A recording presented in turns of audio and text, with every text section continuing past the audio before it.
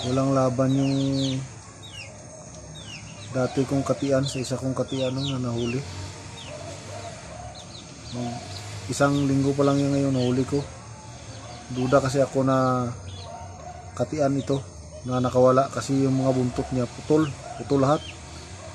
Kaya ginawa ko, pag nahuli ko na siya, pag hindi ko nilagay doon sa stocking cage ko diyan, dito ko nilagay sa itong walang laman na kulungan ko kasi nagduda talaga ako na katian talaga ito. Kaya sinubukan ko yung nakahuli sa kanya, walang laban, walang galaw, walang galaw yung isang katian ko. Ayan, magaling na katian to. Kanino kaya ito? Magaling ang galawan niya. Tapos yung hindi pa siya nakapunta dyan sa pugad, ang style niya yung parang nagpapakain siya ng inakay. Yung ulo niya ginagalaw-galaw niya, tapos yung pakpak niya nakabuka, yung kumakampay-kampay kapaunti-unti.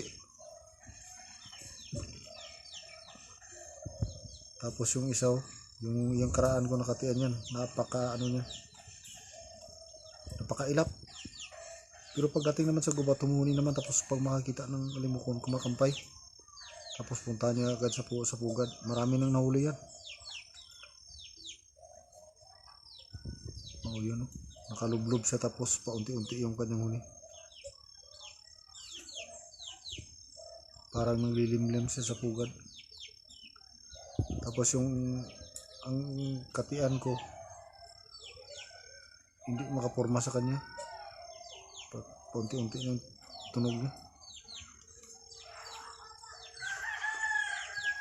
Ayan, talon sa pugad. Tapos maya alis yan dyan. Imbis na siya ang mag-akit, siya ang inaakit ng isang linggo pa lang yan ngayon. Huwibis man ngayon. Huwibis ko yan nahuli. Ngayon nagduda talaga ako na ito katian talaga ito. Kaya ginawa ko, pagpasok ko dyan, binunot ko yung buntot niya lahat na putol. Tapos nilagay ko yung isa kong katian. Ayan, yan yung nakahuli sa kanya. Yan si Motorboy. Yan may natakip na payong. Yan ang nakahuli sa kanya. Tapos pag nilagay ko dyan sa yung walang laman na kulungan ko, binunot ko lahat yung putol na buntot niya.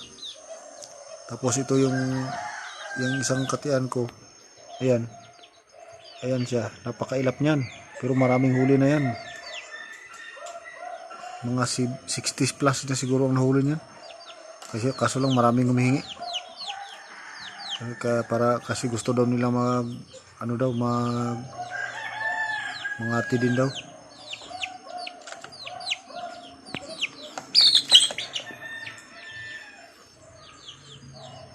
Kaya bilib ako, ito alagaan ko talaga to.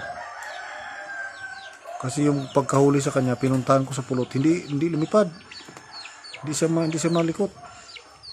Tapos yung paghawak ko na lang yun, kumalampag siya. Yung hinawakan ko na ilagay ko na, kunin ko na siya, yun kumalampag.